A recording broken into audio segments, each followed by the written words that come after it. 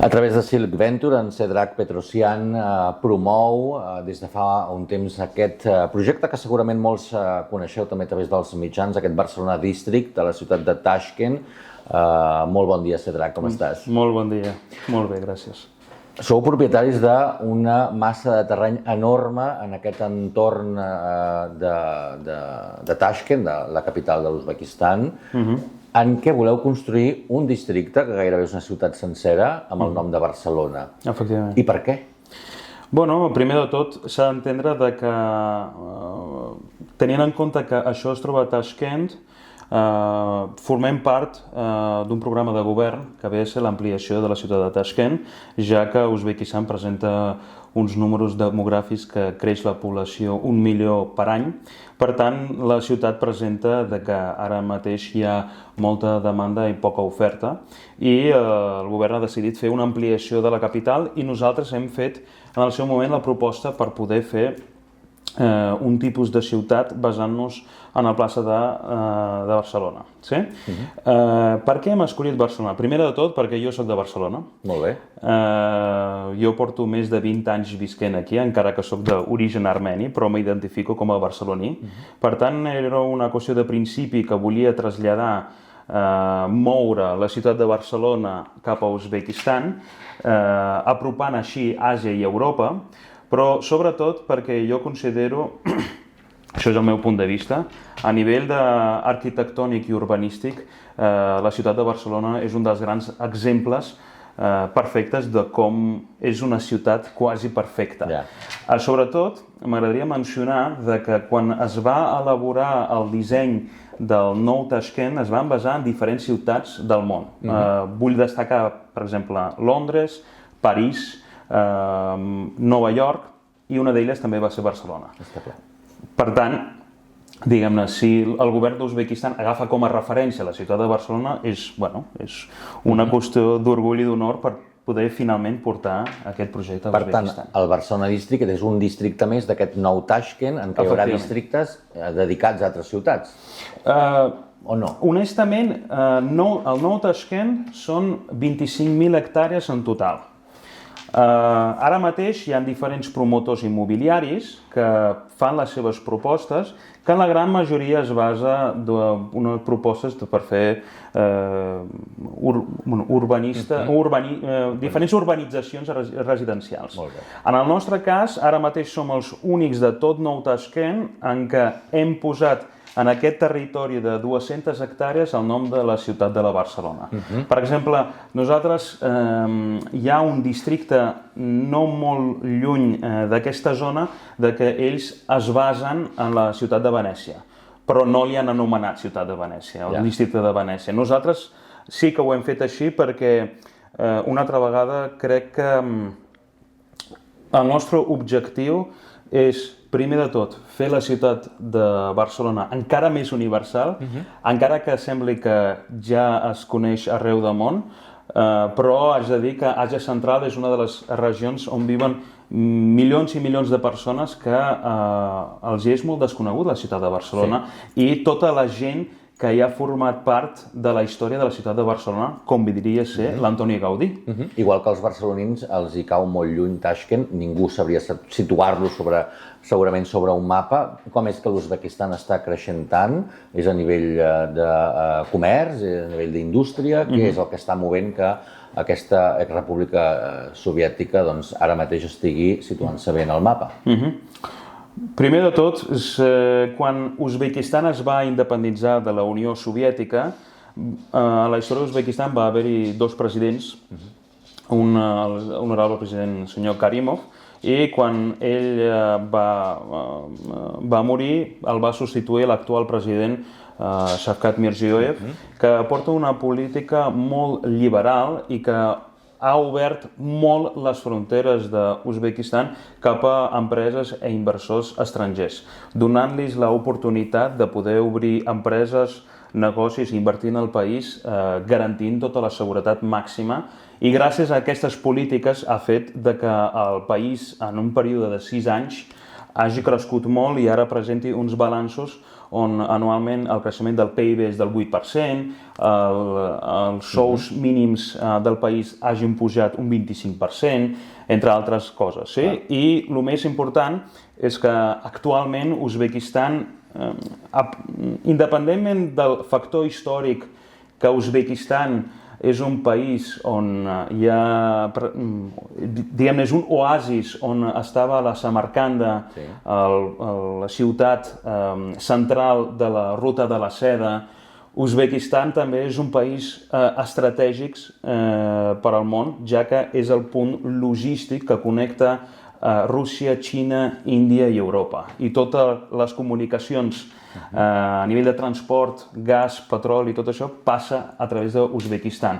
I Uzbekistan, un punt més que m'agradaria afegir, tenint en compte la inestabilitat, malauradament, i la inestabilitat social i política, que hi ha moltes guerres que hi ha en aquest món, ara mateix, doncs és un dels pocs països que té una fantàstica relació quasi amb tothom. I és un clar exemple a seguir per molts països, considero, de com s'ha de portar les polítiques per poder arribar a un bon resultat, perquè al cap i a la fi la gent el que vol és pau, llibertat i poder viure amb tranquil·litat. Què porta el nom de Barcelona com a valors en aquest projecte? Perquè has parlat d'arquitectura i és obvi que l'urbanisme hi té molt a dir. No sé si també un estil de vida, no sé si una forma de relacionar-se. Què és el que hi ha de Barcelona en aquest projecte? Bueno, primer de tot, tinc una política molt clara portant aquest projecte, que si volem fer la Barcelona District, la ciutat de Barcelona estranger, només poden treballar en el meu equip, han de ser gent exclusivament de Barcelona. Perquè cap persona de fora no pot transmetre l'aire, l'energia barcelonina com els propis barcelonins a l'estranger. En aquest cas, tot el meu grup d'arquitectes i d'enginyers que està per capdavant el José Antonio Acevillo, l'arquitecte principal i urbanista d'aquest projecte, doncs l'aire que nosaltres li hem donat, primer de tot, repeteixo, a Pla Cerdà, on nosaltres la distribució urbanística es basa perfectament en les retícules, i en segon, l'aspecte arquitectònic, el que ve a ser la part artística, ens basem en el disseny de les eixamples i sobretot en el disseny dels Gaudí. Però a part d'això, hi ha un factor molt important de que considero que Barcelona no és Barcelona sense els comerços catalans, sense la restauració catalana. Per tant, la nostra proposta es basa que just en el centre de la ciutat, que vendria a ser el punt de la creació de l'economia de la Barcelona District, només estiguin presents, per exemple, si parlo del sector d'hostaleria, considero que ha d'estar present la cuina catalana, ha d'estar present molt l'empresa catalana, perquè jo vull, i és la meva missió, jo vull difondre la cultura catalana, els emprenedors catalans, i no només catalans, sinó també espanyols, i donar a conèixer el nostre país a fora. Em recordaves que tot això ara mateix està pendent del pla urbanístic d'aprovació, moltes coses, i que probablement no sigui exactament amb alguna volumetria final com serà, però sí que veiem la Diagonal, no sé aquest centre que serà aquesta futura plaça Catalunya. Aquí qui viurà? Expats, uzbecs, no sé com es diu el gentilici, gent del món, etc. Perquè dius, home, gastronomia catalana, no sé si els uzbecs estan molt acostumats al pa amb tomàquet. Per buscar, diguéssim, el futur d'aquest món comercial, empresarial. No, i tant, i tant. A veure, primer de tot s'ha de dir que aquí a nivell de residents hi viuran aproximadament 55.000 persones. I pel que ve a ser el sector terciari, nosaltres podrem donar llocs de feina per més de 100.000 persones. Per tant, òbviament, quan jo parlo que m'agradaria que hi hagi presència de cultura catalana, restauració catalana, òbviament no podem donar abast per totes les 200 hectàrees. Nosaltres hem de trobar aquest mix, però això sí que el gran protagonista sigui la figura catalana. Ara bé, Abans de contestar-te la pregunta, gràcies per mencionar-ho, perquè la ciutat de Barcelona el que té, el factor diferenciador, primer de tot, és la Rambla. Nosaltres aquí hem fet la Rambla a Catalunya, que té les mateixes proporcions que la Rambla d'aquí. Després, el tema de la Diagonal, que la Rambla i la Diagonal connecten amb a la plaça central, a la plaça Major, que a mi personalment m'agradaria molt inspirar-me en gaudir. Però, qui seran els residents d'aquesta zona? Primer de tot, quan parlem nosaltres de residència, el nostre enfoc principal seran els propis uzbeks. Pot semblar que l'economia d'un ciutadà uzbek no permetria, en les seves condicions, poder viure aquí. Per tant, comptant el nivell de vida que presenta Uzbekistan, nosaltres hem segmentat diferents seccions perquè qualsevol ciutadà d'Uzbekistan hi pugui viure allà. Però també nosaltres estem enfocats molt amb el mercat centroasiàtic. Vull destacar que hi ha molta immigració a Uzbekistan, que la gran majoria són de Kazakhstan, de Tadjikistan, també de Xina, que venen a Uzbekistan amb un gran poder adquisitiu i ara mateix tota aquesta regió inverteix a Tashkent perquè Tashkent és una de les ciutats amb més perspectives de futur que hi ha a tota aquesta regió. Per tant, el nostre enfoc principal vindria a ser els uzbeks nacionals d'aquí, però també nosaltres obrim ulls a nivell internacional per a altra gent del món. I destaquen sobretot aquestes torres bessones, entenc que serà sector administratiu, oficines, etc. no?